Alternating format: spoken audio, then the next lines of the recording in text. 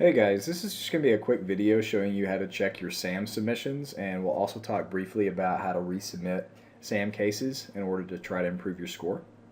There was actually a previous video on this topic as far as getting into SAM and logging in and getting your access key set up. So if you have not watched that yet, I would recommend you go do so. The video is on Blackboard. But assuming that you've seen that and you just want to see how to check your SAM cases, go ahead and log into SAM. We're going to be presented again with the activity calendar, which we don't care too much about right now. Remember that the activity list is where we actually go to see our projects and our pre-tests and our cases and to submit those, but I've already done so, and so we're going to go check out reports. Now this area is like these other two where we have filters that we can turn on and off. If it's orange, these things are visible. If it's black, these things are not visible. So make sure that your filters are set up to see whatever it is that you want to check the score of.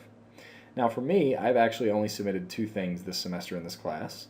I've submitted Word Tutorial 2 Case 1 two different times, and you can see the timestamp here. This is the date and the time. Depending on what time zone you're in, this time may actually be off a little bit, but the most recent timestamp should reflect the one that you've submitted most recently.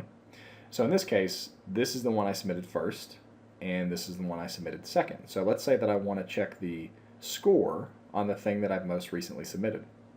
Now the way these cases work, right now I had it set up so that you could submit them up to 4 different times. So let's say I got a poor score on my first attempt, and then I made it a little bit better on my second attempt, and then I got a 90 on my third attempt. I would actually take that 90% as your score for this assignment. So you can submit it up to 4 times, trying to improve your score each time until you're satisfied with the grade.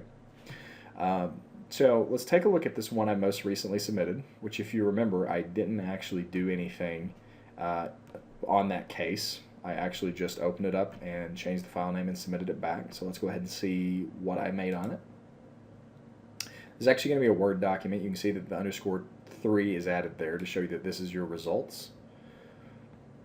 And if we take a look at this closely, it shows you this is my score out of 100. I made it 10%. So the good news is even if you don't do anything except for change the file name and submit it back, you'll get at least a 10%. So that's always good.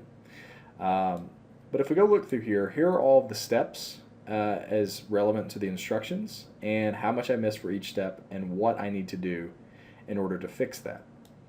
If we scroll further down, this is actually a Word document with a bunch of comments. It's pointing out all of these things that are wrong with my file. So I have an opportunity to read through these, go back to my assignment, go back to my case that I most recently submitted, not this file because this is the results file, but the one with the underscore 2 in the file name. And I can actually make changes, fix it up, resubmit it, and then get my next score. And assuming it's higher, that's the one that will be taken for a grade. Okay, so that's how you submit that's how you check your results for a SAM case.